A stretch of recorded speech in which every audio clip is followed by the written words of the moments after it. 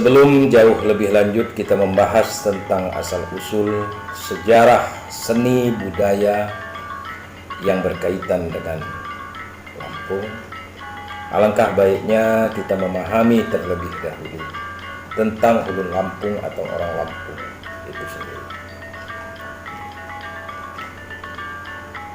Mungkin di luar sana rekan-rekan bertanya-tanya tentang siapa sih sesungguhnya penduduk asli orang Lampung itu. Mari kita sama-sama belajar mengenal lebih dekat tentang suku Lampung ini. Semoga bisa menambah wawasan dan ilmu pengetahuan bagi kita. Namun sebelumnya perlu digarisbawahi bahwa di Lampung itu sendiri banyak sekali beragam suku yang berkumpul di dalamnya. Hampir semua suku yang ada di Indonesia ada di dalamnya, tentu dengan tujuan kepentingan yang berbeda-beda. Di Lampung ini ibarat belanga yang setiap saat mampu menampung apa saja yang mau masuk ke dalamnya. Kenapa demikian? Selain wilayahnya yang luas, di sisi lain juga orang Lampung juga punya cita-cita yang sama, yaitu mempersatukan anak suku bangsa. Terbukti hingga sampai saat ini sudah hampir semua suku ada di dalamnya. Dan dengan banyaknya yang berkumpul di sana, sudah barang tentu mudah pula untuk dimanfaatkan bagi mereka-mereka yang punya kepentingan. Sehingga tak jarang sering terjadi gesekan-gesekan atau kesalahpahaman, sehingga menimbulkan kerugian-kerugian yang tentu berakhir dengan penyesalan. Disinilah peran serta kita mengajak mereka berpikir lebih panjang akan dampak-dampak yang ditimbulkan dari mereka individu yang punya kepentingan itu sendiri. Dari jauh negeri kita datang, kita membawa setumpuk pikiran dengan sejuta harapan perubahan, lalu dimulailah mendapatkan ketenangan. Bumi Lampung memberikan kepada kita semua kenyamanan, kedamaian, ketenangan. Tentu ini semua mesti kita jaga. Di Lampung ini sangat welcome. Mau menganut budaya apa saja silahkan. Mau nganut kebudayaan apa saja silahkan. Sangat-sangat welcome sekali. Tidak ada masalah sama sekali bagi mereka orang Lampung. Karena ulun Lampung sangat menghargai perbedaan. Walaupun di sisi lain terkadang terkesan tuan rumah menjadi tamu dan tamu terkadang menjadi raja. Tapi itu semua bagi ulun Lampung tak mengapa. Yang penting semua berbahagia ada di dalamnya. Kita zaman sekarang bangga. Kita bangga punya hukum. Kita bangga punya alat negara. Biarkan mereka melakukan tugasnya dengan seadil-adilnya tanpa berpihak kepada salah satu suku mana. Karena mereka tahu akibat dari keberpihakan itu bagi generasi yang akan datang. Semoga dengan kehadiran alat negara ini akan terus membuat kebanggaan bagi kita. Bukan sebaliknya menumbuhkan goresan-goresan perasaan bagi anak suku bangsa. Terkadang kita berpikir, kurangkah kenyamanan kehidupan kita saat ini? Bahkan terkadang terlintas di benak kita mengingat-ingat cerita di zaman penjajahan terdahulu yang penuh keresahan, yang selalu dihantui rasa takut yang teramat sangat, mencekam penuh jeritan tangis.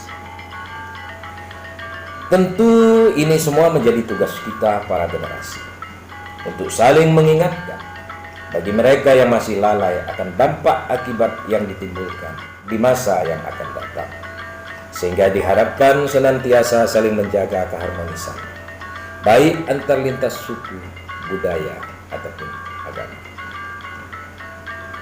agar kita terus merasa nyaman berada di dalamnya, di alam bumi Lampung yang memberikan kita kehidupan bagi kita di saat ini.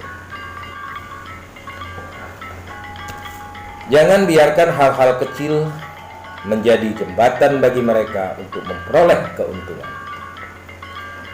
Dan yang terpenting sekali, jangan biarkan mimpi indah kita di malam hari menjadi mencekam. Dan jangan biarkan pula aktivitas kita di siang hari menjadi penuh rasa ketakutan akibat dampak-dampak dari kelalaian yang kita biarkan. Karena semua itu akan menyisakan penyesalan. Bukankah kita sudah diikat dengan Bhinneka Tunggal Ika? Walaupun banyak perbedaan di sana, namun disatukan dalam satu wadah, yaitu bangsa Indonesia. Begitu juga dengan bahasa.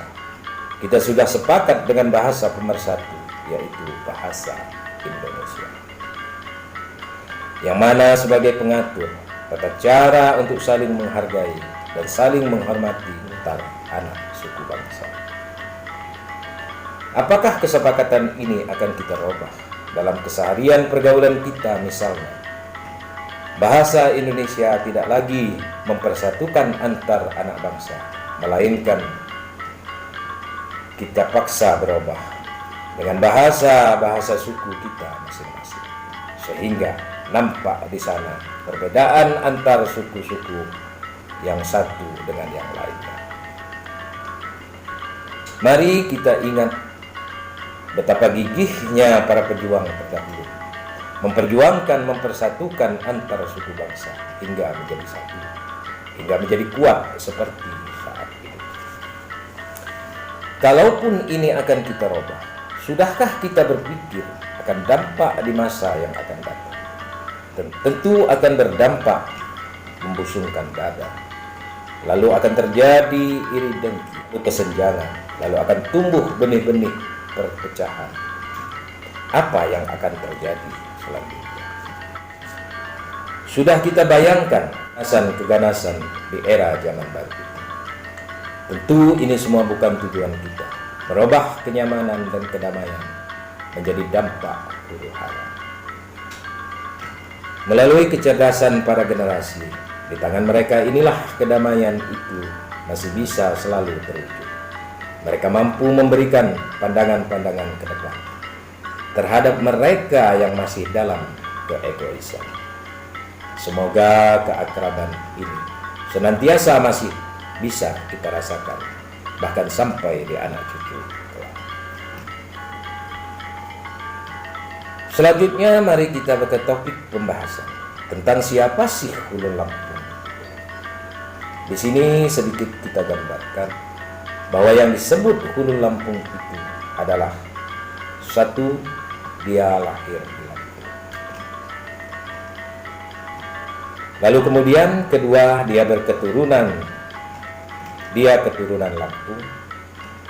Lalu ketiga, dia berbahasa Lampung. Lalu keempat, dia beradat istiadat Lampung, baik Pepadun atau Sebatin. Dan kelima, dia beraksara Lampung. Lalu keenam, dia beragama Islam. Ini poin dasarnya atau ciri-ciri dasar Ulun Lampung. Tentu ini semua saling kait-mengait. Katakanlah pertama dia lahir di Lampung atau bisa jadi di luar Lampung. Tentu berkaitan dengan yang kedua, dia punya silsilah keturunan Lampung yang bisa dia ceritakan. Lalu berkait pula dengan bahasa, tentu dia mampu berbahasa Lampung. Walaupun kebiasaan orang Lampung itu sendiri, bahasa pertama yang diajarkan kepada anak adalah bahasa Indonesia. Ini tak lain adalah agar dia paham dan mengerti tentang bahasa Indonesia itu sendiri, dengan kegunaan agar dia bisa bergaul di tengah masyarakat yang beragam itu. Dengan harapan si anak bisa lebih menghargai dan menghormati keberadaan suku lain di sekitarnya. Lalu berkaitan pula dengan adat istiadat. Kenapa demikian? Karena setiap anak Lampung ini pasti punya gelar atau panggilan, tentu sesuai dengan silsilah keturunan. Dan kemudian berkaitan pula dengan tulisan atau yang orang Lampung sebut aksara. Lalu kaitan yang terakhir adalah agama Islam. Sedikit kita membahas, kenapa dia harus beragama Islam? Karena di suku Lampung itu 100% Islam. Bagaimana ceritanya kok bisa 100% Islam? Dahulu di zaman nenek moyang sebelum Islam berdiri, nenek moyang orang Lampung ini berkeyakinan Muslim. Apa itu? Mereka percaya akan ciptaannya yang ada di muka bumi ini. Semua yang ada adalah ciptaannya, wujud dari keesaannya, diturunkan sebagai perantara atau khalifah di muka bumi. Sehingga pada zaman-zaman Nabi, zaman ajaran agama Islam itu berdiri, sangat mudahlah ajaran itu diterima. Karena pada prinsipnya dengan hakikat yang sama, yaitu semua yang ada tentu ada penciptanya.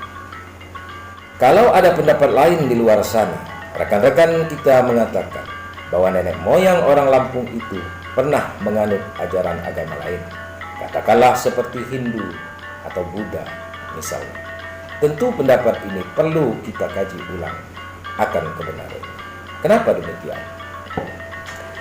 Sebab dari ujung ke ujung Lampung hingga kini belum ditemukan yang namanya penduduk asli suku Lampung yang beragama lain selain Islam.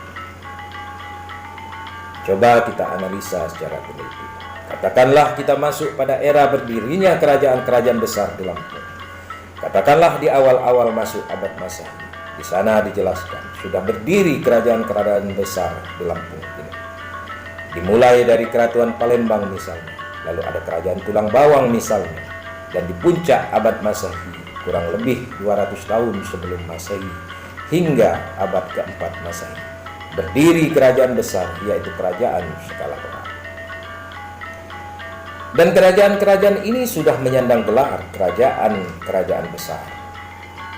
Bisa kita bayangkan, berarti di awal zaman abad Masehi ini sudah ramailah masyarakat suku Lampung ini, maka disebut kerajaan besar.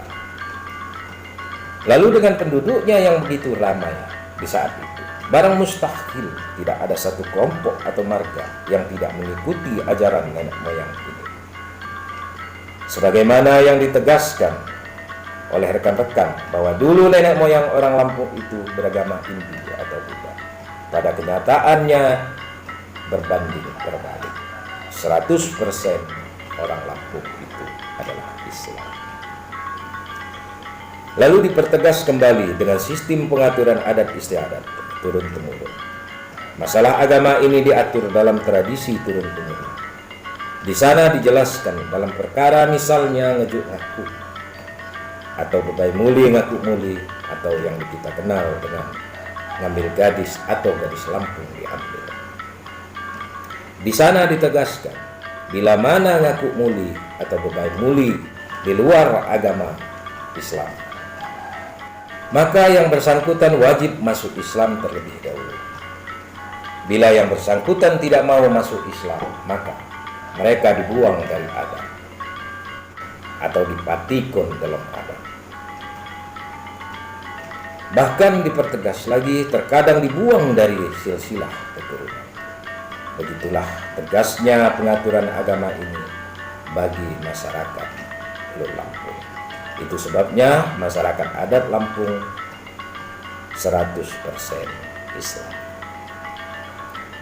Nah, begitulah pemahaman dasar ciri-ciri tentang Teluk Lampung atau suku Lampung asli tersebut. Bisa dikatakan asli bila mempunyai dasar dan ciri-ciri yaitu: 1. Dia lahir di Lampung. 2. Dia berketurunan Lampung. 3. Dia berbahasa Lampung. 4. Dia beradat istiadat Lampung baik pepadun atau sobatin. 5. Dia beraksara Lampung. 6. Dia beragama Islam. Semoga pemahaman ini bisa menjawab pertanyaan rekan-rekan di luar sana tentang siapa sih suku asli Provinsi Lampung. Kemudian kita akan membahas tentang silsilah asal-usul dengan jalur cerita yang sebenarnya. Pertanyaannya, benarkah Ratu Ampat itu adalah nenek moyang orang Lampung? Atau adakah keturunan-keturunan lain di atas mereka ini? Lalu kita akan bahas pula keterkaitan hubungan suku Lampung dengan suku Cina misalnya, suku Lampung dengan suku Sunda misalnya, atau Pulau Jawa, suku Lampung dengan suku Palembang.